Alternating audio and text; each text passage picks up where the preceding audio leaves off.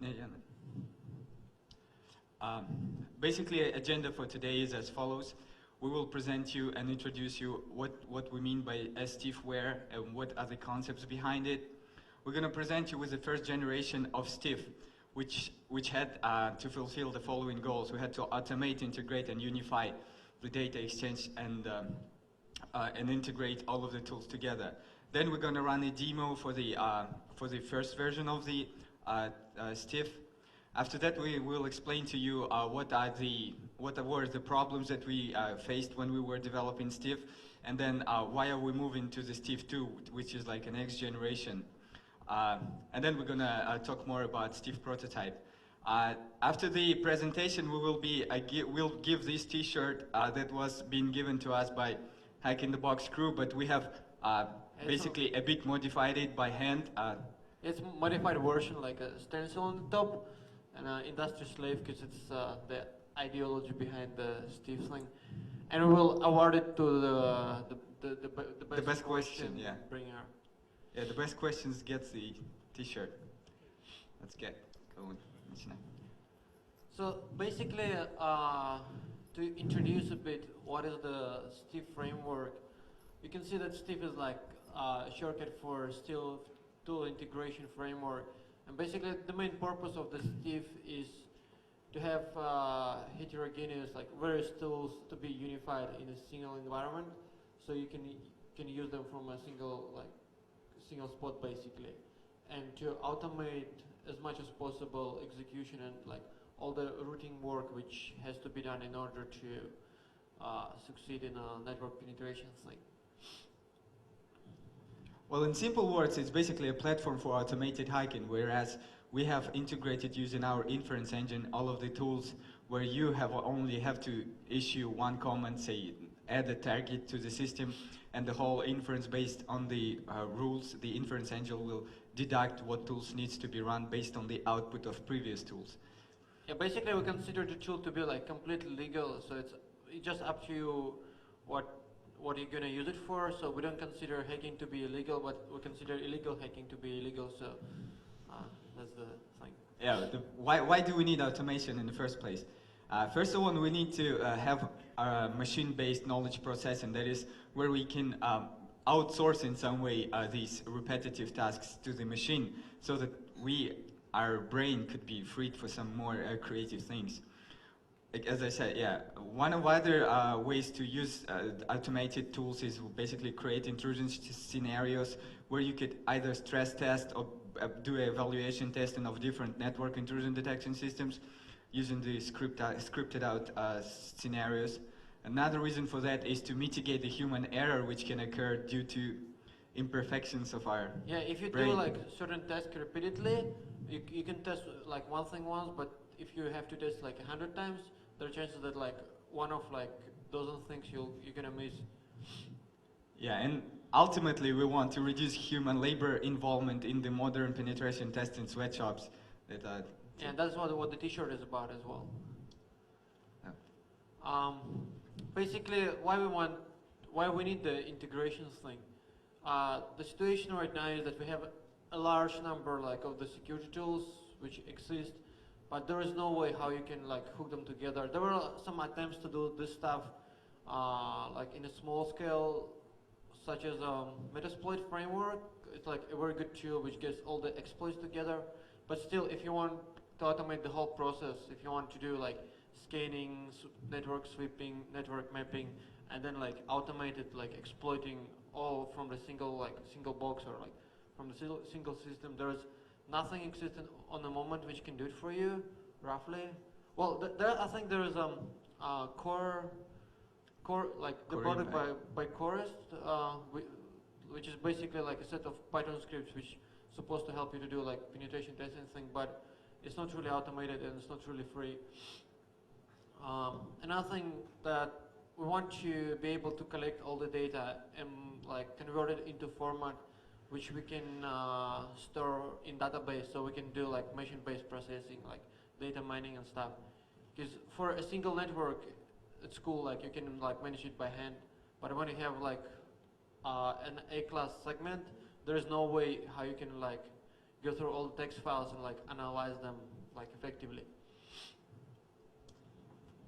That's a typical scenario that takes place now with security analysts maybe not using all those fancy scanners that give you these templated reports, but actually does the whole process by hand, which is a lot more, which brings a lot more quality in it.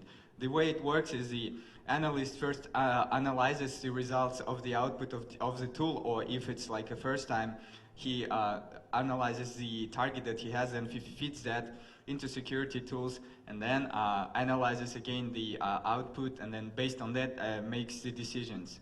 Yeah, basically, just to like note, we're trying to avoid the word hacker throughout the presentation because of the media created image, so we'll use the word security analyst or like security professional for the thing. So yeah, if you want to see what happened to the Joe, the analyst, after 1 month of these repetitive tasks, yeah, poor Joe. Yeah, he turns into monkey.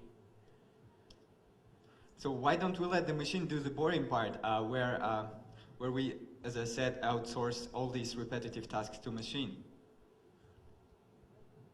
Yeah, there are actually like other ways how you can solve this problem. Like one of the things which we used to do before, we used to write scripts. Like for every task, I would like script it out, and I ended up like with a bunch of scripts. I think it was over 1,000 scripts laying all over my hard drive. You can use the security scanners to a certain degree, but scanner is just a scanner thing. You can use like for certain like particular tasks, you can use exploit toolkits and things like that, or you can like hire a room of pen testing monkeys and like ask them to do the thing. So one question that you should have by now. So what's the difference between scanners and STIF? I mean, it looks like it's the same thing where we have integrated all the tools. Well, there are several problems with scanners that we have today. First of all, is a hard-coded sequence of execution. All of the scanners today follow this pattern of the penetration tests, where they gather information, analyze it, perform vulnerability research, and then try to exploit the vulnerability and then escalate the privileges. In fact, scanner doesn't really do like penetration tests for you. What it does, just does like certain stages of like network gathering, and to the most that would be it. It just does like scanning, and then it does like port mapping, like. Yeah, well, it depends on what kind of scanner we were talking about here. But yeah, the second problem is vendor-specific integration. That is, to integrate different tools into these currently existing scanners, you need to follow some specific API and or some specific language like NASL. You need to follow some plugin APIs, which require code rewriting and basically hacking of the code of tools. And the last thing is that each vendor currently represents all of the data in their own format. If you see now, all the tools, most of the tools now actually provide you with XML output. But the problem is there is no use for that XML output, since you have to write the parsers for it, since every tool actually represents it in its own format. So it's not that useful. There's no way to actually have like some sort of unified processing of the data, because there are so many like various forms. Yeah, and at this point we thought, why we just wouldn't write one? Like we'll write a framework which will like help us to unify the data, have like some sort of like common format to represent the data. I have some common framework where you can just plug the tools in and you can like let them run and collaborate together. So make the STIF. First generation of STIF provides several features. First of all, it's a highly customizable rule-based inference engine, which enables a security analyst to script out any scenario based on the data that was returned by tools.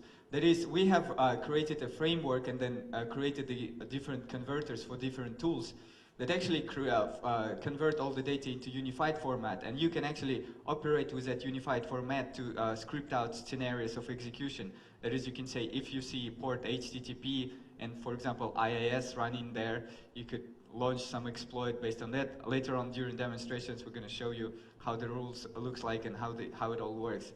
Secondly, it provides unified data exchange and representation format. That is, we have a set of XML messages that actually enable you to represent most of the data returned by currently existing security tools. Then we have a generic database publishing module, which could be quite useful for anyone who has their own custom database scheme and then they want to import the data from tools into this into their database. Using our generic data or the data from the tools into a database of any scheme. And also we have a data publishing and importing interface, which was implemented again as one of these things. We did it in IRC, so that means that you can actually connect several Steve agents, basically Steve nodes, in through IRC, and they would collaborate and exchange the data over the IRC and perform the you basically automated connect hacking. them to the single channel, and on the different nodes they can actually talk to each other through the channel by exchanging the Steve messages. Next is the distributed architecture. As we said, employing the IRC, you can actually have several nodes, several operating systems running, different operating systems with different tools on them. And if you write all the rules properly, all of them will be working together to achieve, to basically to execute all of the tools in the sequence that was given by you based on the output of all of the tools. We have a ready-to-use database schema. At the moment, the first generation Steve was written in Java. The reason for that was because it was really quick to develop things in Java with all the multi-threading in there, and again, cross-platform capability.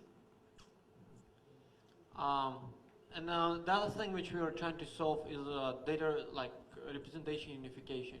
And in the first version, like the first generation of Steve, we developed an XML format which we call Steve message, which basically encapsulates all types of data that is relevant to the network mapping and like network intrusion thing. So we have XML format for like handling like host users, ports, URLs, user IDs, users, passwords, vulnerabilities, stuff like this. In the second generation, we'll move to it later. We actually expand it a little bit. So this is a simple Steve message. As you can see, this one was taken from the output of Nmap. So what it tells you is that there is an open TCP port number 80 on the IP address 192.168.1.1 that has HTTP protocol running there with application of Apache 1.3.27 with PHP. Yeah, and basically what happens like in sense of information, in sense of like data flow within the Steve, the information within the Steve is stored in format of the Steve messages. Whenever a tool has to be executed, the data is being converted from the Steve message into the format which the tool can understand by the tool execution tool wrapper module. The tool is being executed, and then the execution module is actually parsing out the tool output and converting the format back into the Steve format and injecting it into the Steve knowledge base.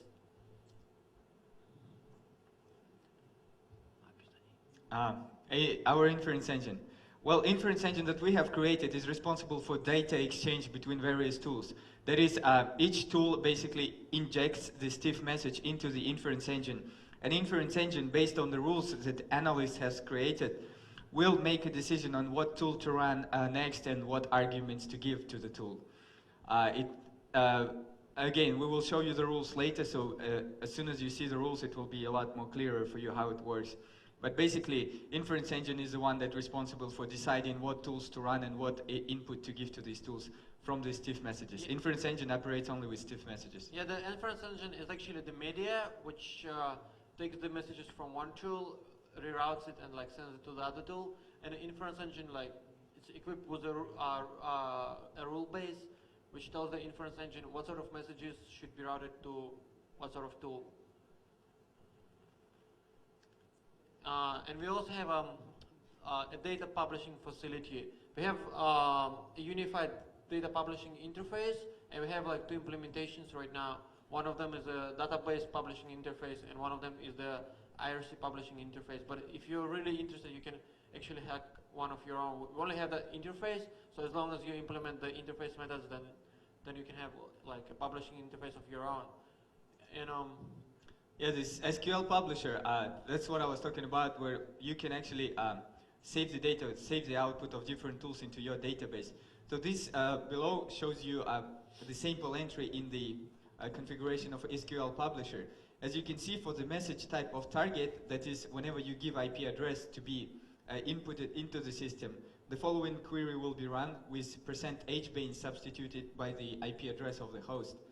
And the same, for example, for the port, the thing, if you have, for example, a table where you need to actually link with a foreign key, where you have to link the ID to the IP address, and then the same thing, and insert that ID into the port table. Here we have basically first a select query, which selects ID field, which you refer in the next query by the $1 sign. And then NPS, port number, protocol, application level protocol, and then application version.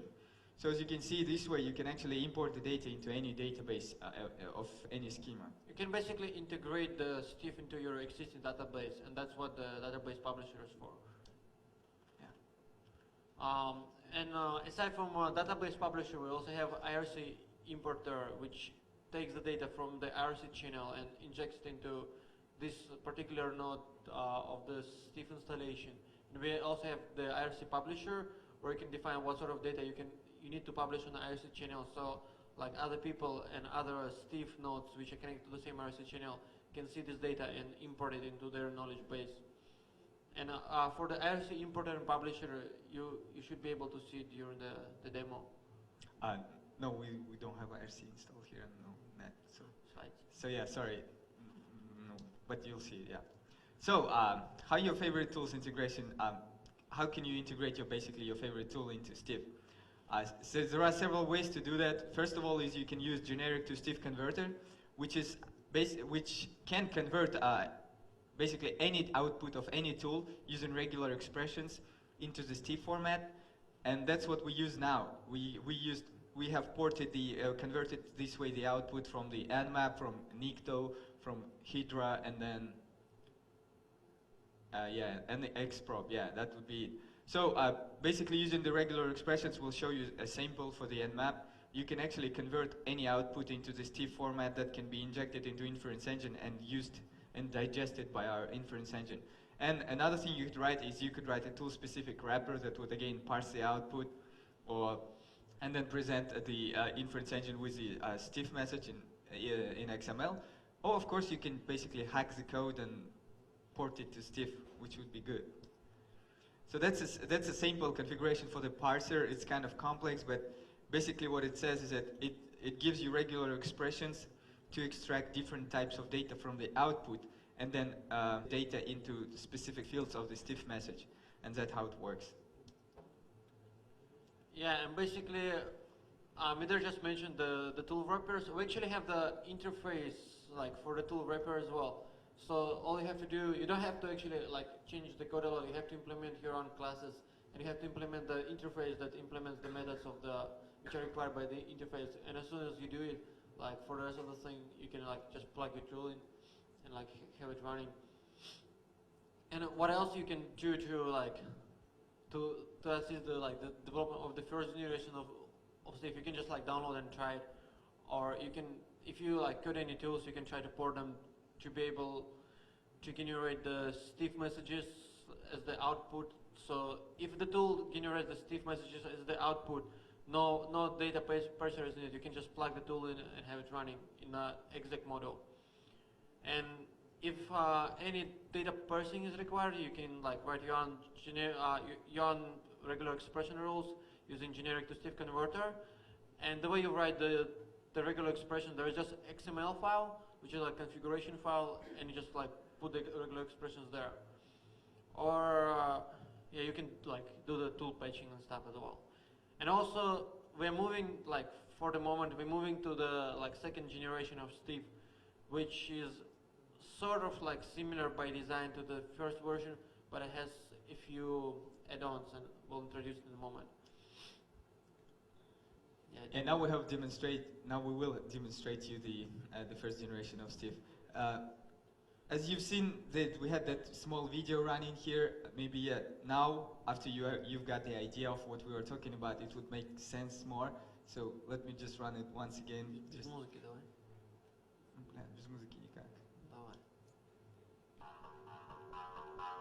basically, here we have several tools, and then the security analyst controlling them manually.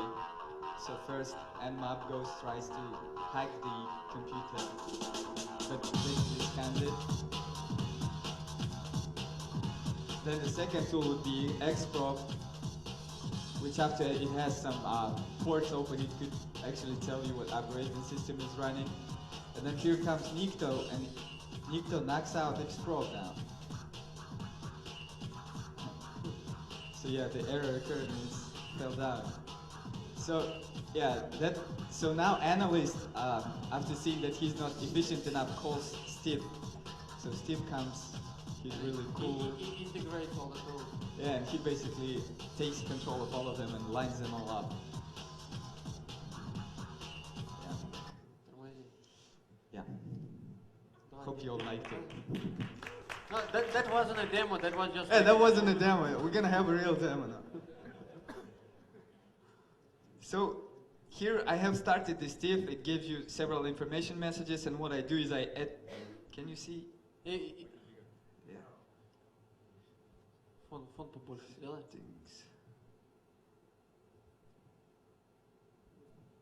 More visible, or can you maybe make it like bold or something? Is this one? Okay, let me just. Надо было попробовать. Okay. So basically you can see the output of the Steve loading log when it loads all the like models and stuff and loads the rules and things. Yeah, so what we do now is basically we add a target to the system by doing add target. Yeah, the way you communicate with the Steve, you have like command line, or you can implement your own interface. We implement the command line thing, and you just give the commands to Steve, and then it tries to match it to the rule base and sees which models can execute the command. Yeah, so we add the target, and then we will see a lot of messages. We'll go through all of them now. But basically what happens is based on the rules that are outlined here. Basically, right now, the way the Steve is implemented is it's an event-driven execution flow. So what happens, you give it like a new target. So it detects the event of like appearance of new type of information, and then it tries to find which tools require this information to execute. Once it matches like nmap and xprobe, like both of them, they just need like a target. So it executes both tools. And the tools, once they execute, they generate a new type of input data, which generates like new events, like open pores, operating system type and stuff. And then, according to the rule base, the inference engine will try to match additional tools until no new events appear. So yeah, so what do we see here is that first of all, xprobe is executed, then we have nmap is executed. We'll show you later after that that in rules, it was as all these two tools were registered for the message of Steve message of type target. So after that executed, nmap then feeds a new fact, several new facts into our system, which one of them states that there is a AT port open with protocol HTTP. And we have in our rules configured to run Nikto for that. So after that, after nmap is finished, as you can see here, Nikto is being executed because it has matched this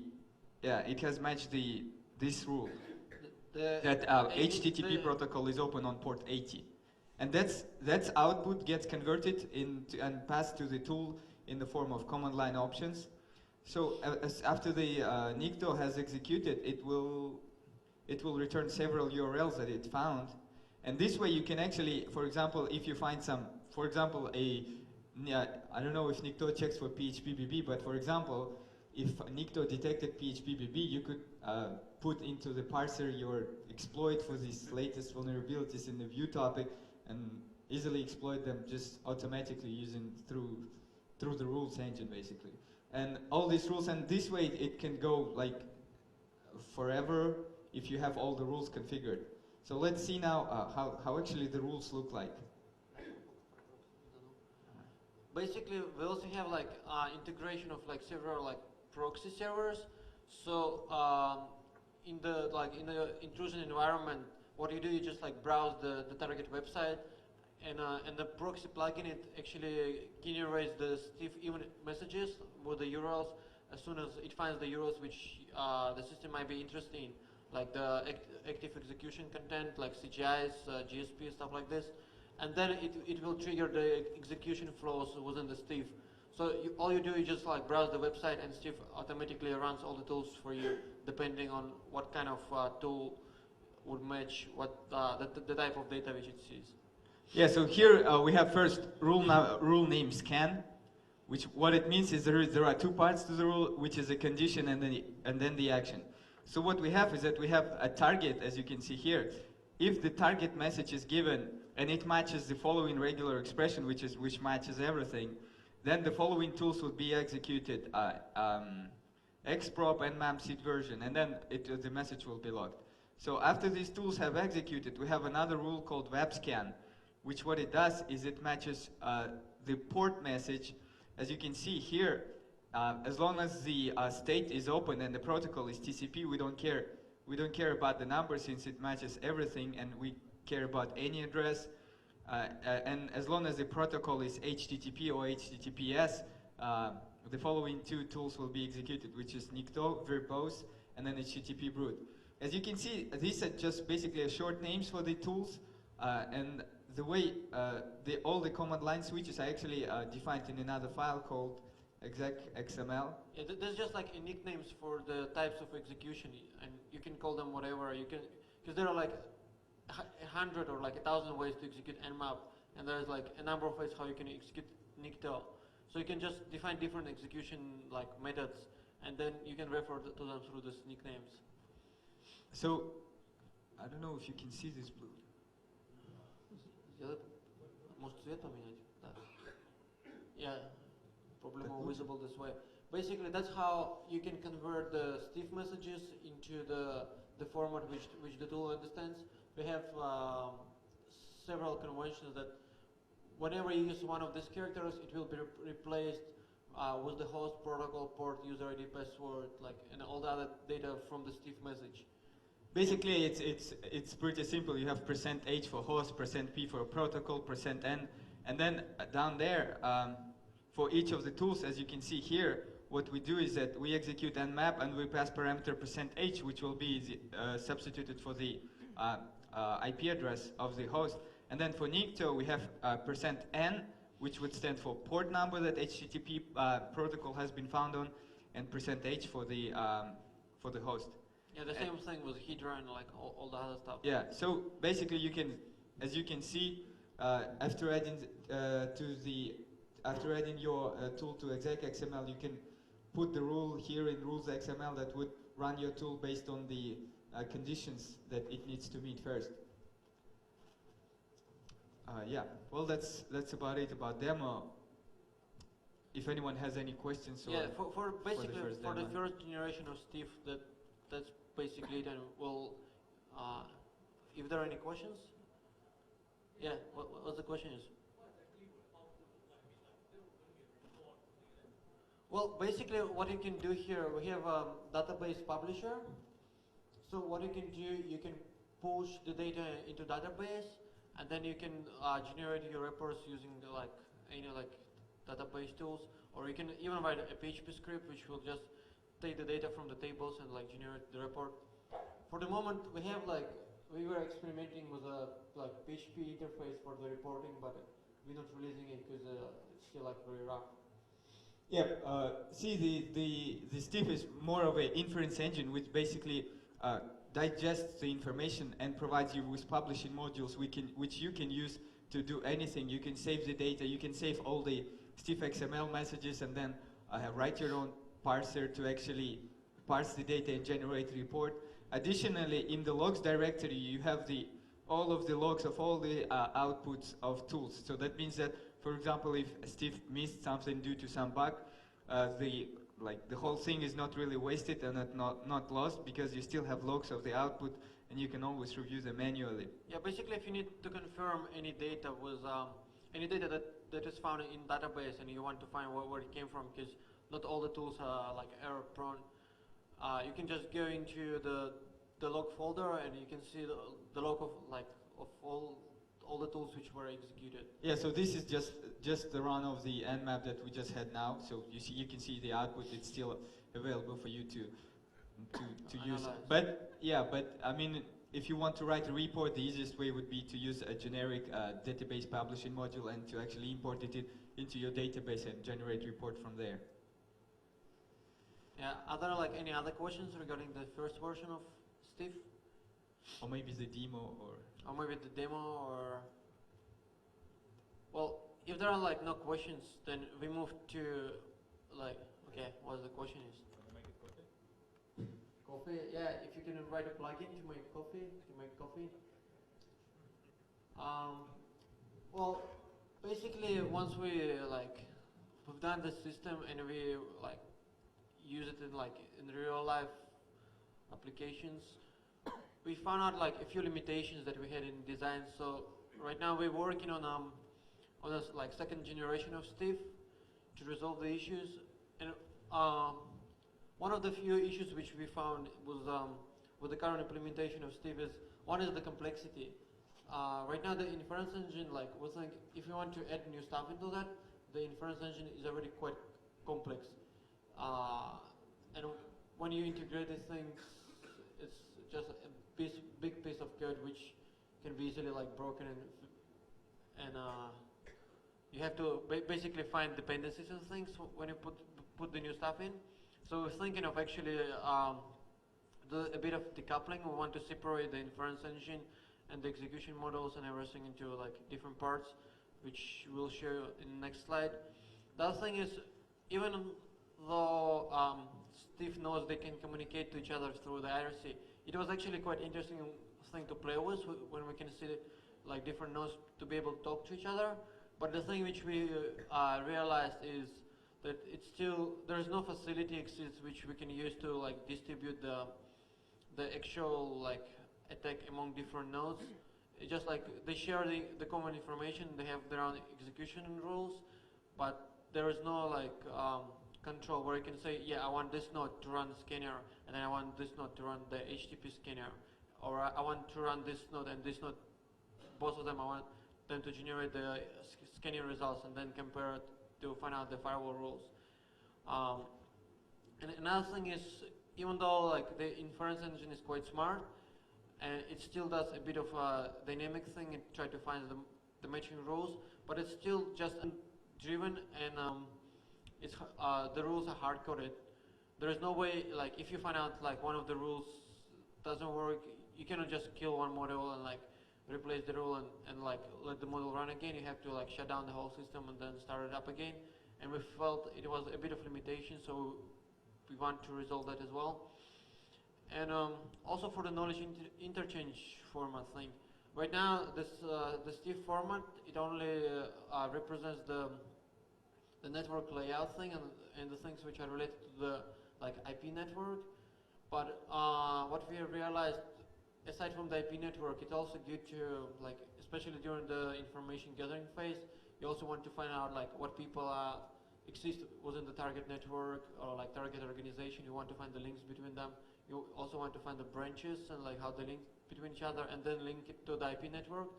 So we felt like the original Steve format had this limitation, so we are working on like extending that as well. Yeah, well, regarding the functionality decoupling, right now we have this big piece of code which contains all of this. Yeah, inference engine, knowledge base, publisher, importer, and console. What we want to move to is we want to move to a multi-agent architecture where you would have each of these subsystems as an independent agent, which could be run either over the network or maybe locally on the host, which would give you the ability to actually unplug each part of the system, unplug each agent at any given time, and then plug it back in. And tune it like separately. Yeah. But basically the current diagram of the Steve is like this big square. So you can see like all the components are still like part of the single program. Yeah, and basically we had a few other like targets which we want to achieve, like in a second generation of Steve. One is we wanted to make like platform independent, which means not only like a mobile platform which you can do with Java, but we also want it to be like a language independent. And the way we want to like address this is by introducing the messaging framework. So what we'll have to do is to port this messaging. Well, one of the things is a common protocol, basically. The common protocol is just the protocol which the Steve agents can talk over the network. So it's not like a single process right now when you have to use certain API to be able to like add your own tool. All you have to do is to be able to follow like certain protocols, so you can code either the protocol thing, or you can use our like framework in whatever language you like.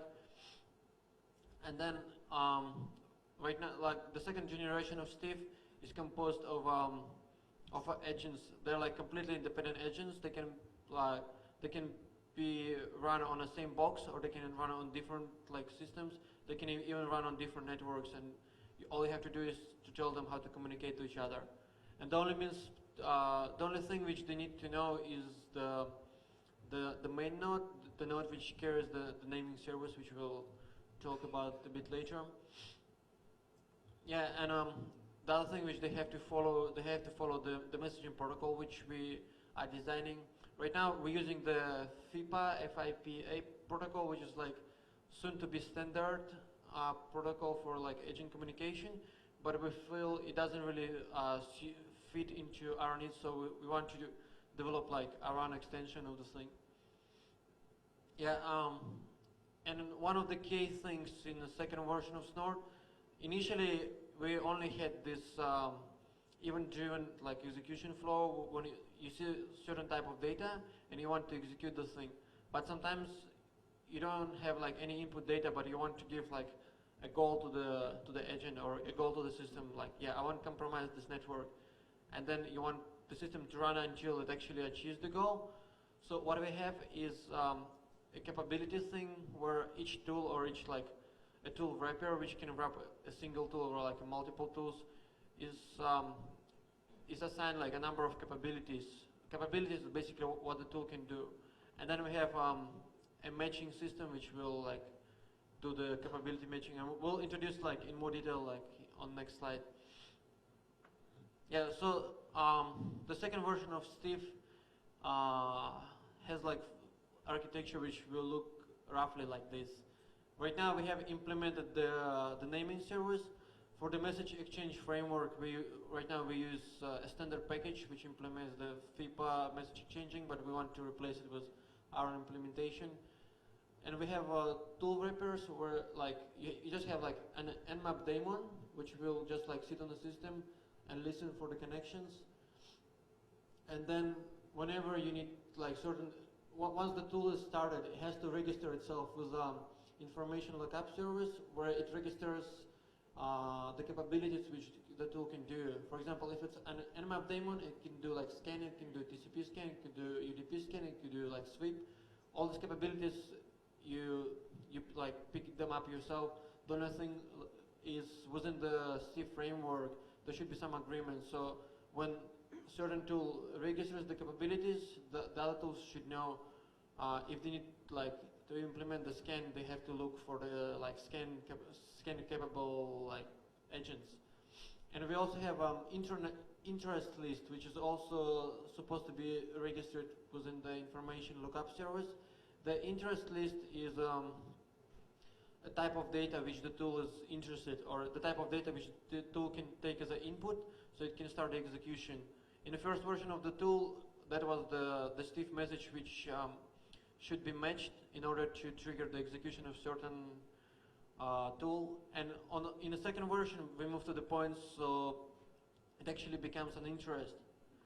So when the event generates with a certain type of data, each agent should look up for the agents which are interested in this sort of data and pass the data to the agent.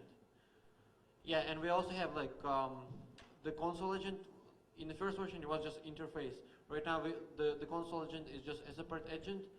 And for the user interface, all you have to do is like to implement your own program and follow the protocol to talk to the Steve system. Message exchange framework, we wanted to make it abstract. That is, we will not be really bound to the, for example, TCP or UDP. The whole message exchange framework would be implemented in such a way that it could be, for example, implemented as a plain TCP connection, UDP. It could be done over ICMP. We were also thinking about doing this through also through instant messaging.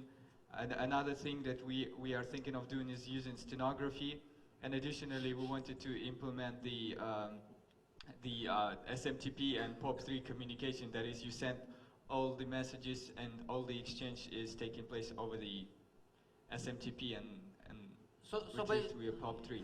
Yeah, so basically when two agents, they're using like the message exchange framework, the communication with the message exchange framework is transparent, it's just the API. Of course you can implement your own protocol, but then you have to also like follow up with all these covert channels which might be in use.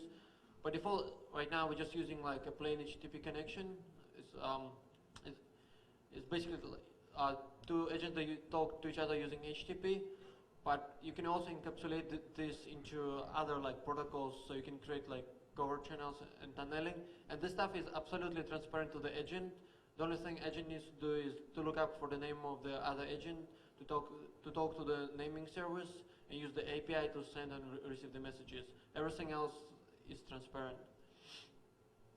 The goal-driven execution is that it's like a term taken from multi-agents. Basically, the idea is that each agent will describe its functionality with a set of capabilities. That is, what that tool can actually do, what this agent can do, and on what type of objects it can do the following actions. And then each agent is given a task to execute that particular capability on that particular object, and then this becomes agent goals, and the agent will now, using all of its capabilities, have to try to achieve the goal. And that's the idea behind the multi-agent architecture of Steve 2. Yeah, and basically each agent, it also maintains like a library of plans how it can achieve a certain goal. For example, if you need to penetrate a network, there are, I think it would be a number of ways what you can do, like what sort of activity you can initiate to penetrate the network. You can like do the sweep scan first, or you can do just like scans on port 80s, or you can do like a regular scan. And agent, it will have like a plan of a library of plans, and it should like pick up one plan, and it will try to execute it. If the plan fails, it maintains the plan execution succession rate. So it will try the other plan, and this plan will like have 1 minus. So next time when it needs to pick up the first plan, it will pick up the plan which was successful the most of the times. And this way we can have the execution flow, which is not fixed to like a particular hard-coded execution scheme that we had in the first version of Steve. So each time the execution happens, we have certain degree of randomness, but within the scenarios which are described by the security analysts. And also, the other things which can affect the plan selection, not all penetrations can be like direct, straight. So we have implemented certain environment settings in the system. So right now it's just a latency, like which means which states like how long this plan would take to be executed. And if the requirement of the current environment is to have the plan to be executed as fast as possible, the plans which have like shorter like latency time will be executed. And we also have like stealthness. If the plan is like to run a very noisy scan, maybe the agent will pick up the other plan for this particular like scanning attack. And we're also going to have, besides that, event-driven execution flow. That is, each agent may be subscribed to different interests. That is, it can express its interest in certain types of data that it should receive, it should be subscribed to. And as soon as this type of data arrives, the agent will be notified, and this event will be delivered to the agent. And whenever the agent discovers new data, the interest list is queried for all of the agents that are actually interested in that data, and then the agent would be responsible for actually forwarding that data to all the interested peers. Yeah, as you saw the diagram, there was like information lookup service. So all the queries for the interest, when agent starts, it should register its own interest in that system. register capabilities as well. And whenever new data appears, the agent looks who is interested in this sort of data and just forwards the data to the agent. So this way, we almost, well, we don't have like so much centralization in the system, except for this information lookup service. And this also can be designed like on peer-to-peer scheme, but it's a bit more complex, so we don't do it in the moment. Yeah, and each agent will maintain its own local cache of all of the knowledge it queried for, which would be called its data cache, or could be called its beliefs. And each agent will be able to query other knowledge bases, other agents for other keybase of other agents for the missing data. That means that the whole knowledge will be somewhat distributed among all of the agents, and the particular data regarding the host that does not exist in a local agent like knowledge base. It can query the agent knowledge base within the agent network and see if the data exists within that knowledge base agent. So basically, right now within the API and the protocol, we have implemented the feature. And the way you implement the knowledge base, it could be up to you. It could be just like a plain database, or could be another system just which maintains the data regarding the target network.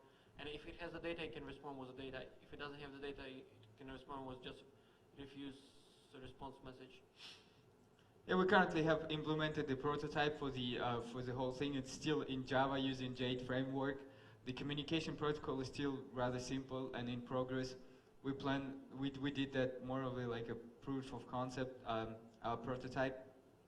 The knowledge base, the knowledge interchange now, we're basically reviewing it. We were thinking of using either KIF or DAML, but we're still researching into that.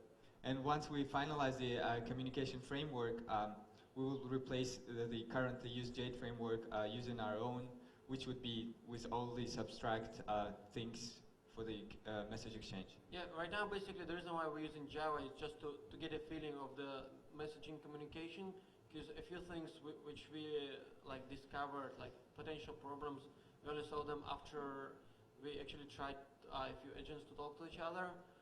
So once we ensure that the protocol which we want to use is like more or less final version, we want to get rid of the Jade framework and want to have like a simplified version, because Jade is actually a large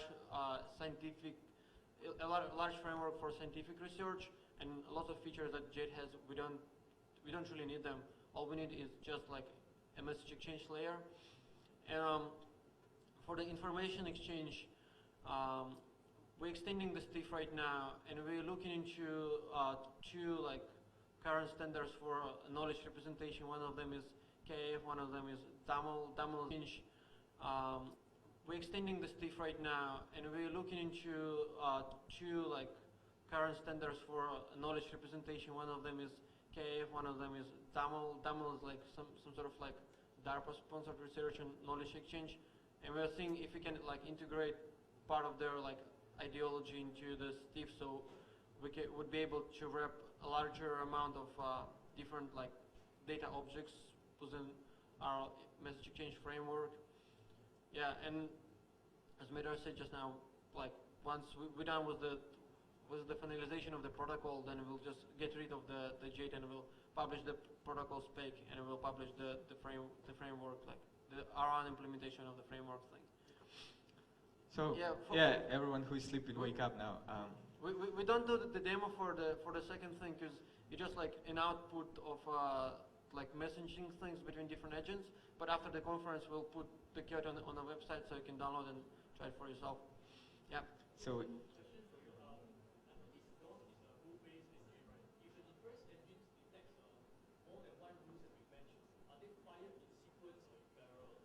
Well, in the first engine, whenever it finds more than one rule to be matched, it will choose one rule.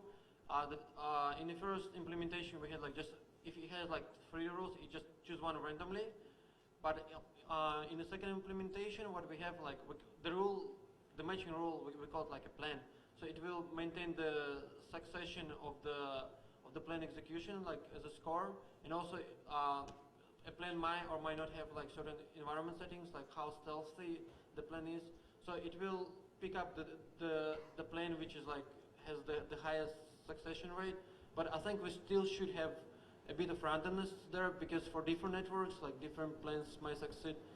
So I think in the current implementation, it's just like a random selection on the second thing as well. But we want it to be like affected by the succession rank. No, I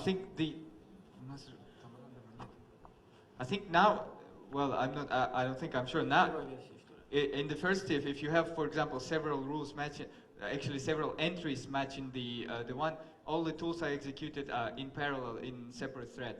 So it should be, it's just shown here, but I mean, how big is the network that you want to scan? Like scalability in what sense? In the number of nodes or? I think most of the things here would be basically limitations of your operating system. Basically, whatever the JVM imposes onto the. But at the moment, I don't know. Yeah, we basically, did not run for the second version, we expected there would be like certain scalability problems. That's why we wanted to be like distributed. So different agents you can onto the. But at the moment, I don't know. Yeah, we basically, did not run for the second version, we expected there would be like certain scalability problems. That's why we wanted to be like distributed. So different agents, you can install them on like completely separate systems. The only thing which depends on how many agents you have is the naming service. So more capabilities you have, more resources that machine has to have. Because when it does the lookups, if you have like probably over 100 agents with different capabilities, that might be a bit slow. But otherwise, like in the second implementation, the system is like completely distributed. So it should be quite scalable, I think. But we didn't do any testing yet.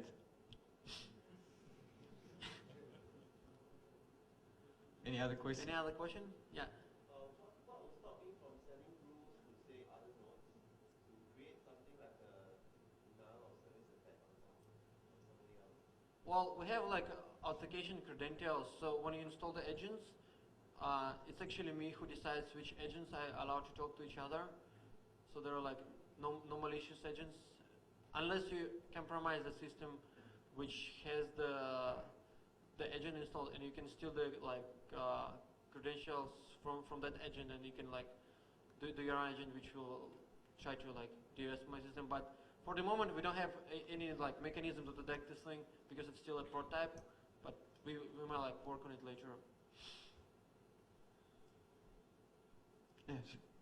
Will we make botnet more effective? With botnet? Yeah, botnet. Yeah, will we make botnet more effective? You mean the botnet, like the IRC bot thing, which? I install the agents so that I can make a call. In which way you think it can be like more effective? Yeah, well, Yeah. well, first of all, the stiff is implemented in Java, so you'd have to make sure that all of your bots have actually Java. But it would depend on C. The stiff itself is just a framework for exchange of data, and you can actually integrate any tools into the framework, be it some DOS tools or anything. Basically, the stiff itself, what it does is it converts the data into stiff message format, digests it, and based on the rules, executes some commands. That means that, for example, in your case, you could use it, and you could actually script out different things in Stiff also, and to create botnets, which is bad anyway. Basically, for the second version of Stiff, if you want like Stiff to integrate into botnet, you can actually write an agent, which will be like a botnet agent, and you can allow the agent to talk to Stiff messaging system. So whatever you command through the botnet can actually be like proxy to the Stiff system, and whenever your agent gets any data from the Stiff system, it can like send it back to the botnet. You can just integrate two systems together. The only thing that you have to create, like in order to integrate like second version of Stiff with whatever like framework you have or whatever like system you have to write an agent which will be able to talk the protocol which second version of Stiff understands. But if we talk about efficiency, it all depends on what, in what way efficient you want it to be. For example, in terms of memory use, you know, it's Java. It will be a lot more than probably the regular, bots. But other than that, it should be pretty efficient. But it all depends on what you use it for. Yeah, as far as I know, like botnet, it just like sort of automated like tool execution, but it doesn't do any like information exchange between the the different bots, and that's the difference probably, like which differs botnet from Steve. So if you want to integrate this like Steve functionality into botnet, you might want to do like the botnet agent for the Steve thing. Any more questions? Did we actually answer your question, or? Yeah, so I just feel that it's quite effective if it's implemented in a bot. Well, it's kind of like an agent is actually a bot, or a bot is actually an agent. The only thing, we don't use IRC to talk, but if you want to use IRC to communicate, you just. Yeah. How secure is your program? In what sense? Well, if somebody will try to create a separate tool which will try to abuse your, well, I saw some like injections, right? I mean, I saw some skill communication with database, right? So if somebody will try to write their own tool, so the Steve will try to execute and will pick up the output and will, based on this output, it will inject some data in your database, something like this. Well, first of all, as the Steve is actually escapes all the data before putting it into the database, so it fixes the SQL injections. But the other thing you're talking about executing some binary that it does not know, it really depends on administrator. If you have this tool configured in your rules, that I mean, you hack yourself. Simple like that. Any other questions? Any other questions? Any other comments? Suggestions? Drink offers. Чё? Там музыку можно сделать? Да. Нет. Давай про ботнет. Просто вот музыка, которая. Yeah, we're just deciding on the. We're thinking who actually wants the t-shirt?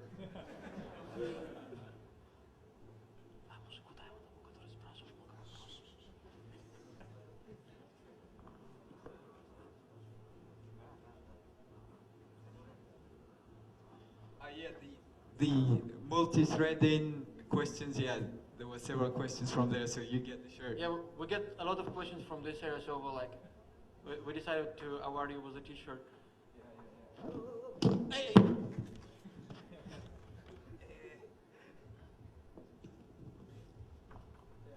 Yeah, the t-shirt like this is like only one in the world. Custom made. What do you use to create the video? To create what? Video. It's actually 3D Max. My friends in one small company back in Kurdistan, they use 3D Max for that. They have been rendering it for 1 week, I think. And it's still not finished. Did we answer your question? All right, then we consider the presentation to be over, and like, thank you very much.